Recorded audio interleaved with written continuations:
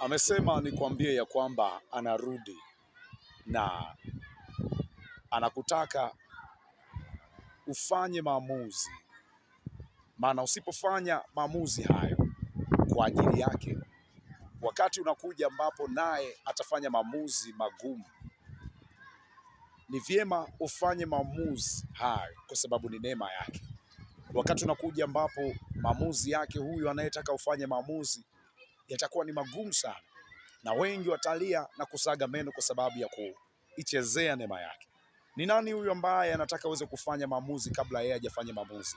Ni Yesu Kristo wa Nazareti. Anasema, kwa maana Mungu aliupenda ulimwengu hata akamtoa mwanae wa pekee, ili kila amtazamaye na kumwamini kupitia neno lake asipotee, ila awe na uzima wa milele. Hata mimi nakushauri siku ya leo, ni vyema umwamini. Mimi nimekwisha kumwamini na nakusihi na wewe pia umwamini siku hii ya leo.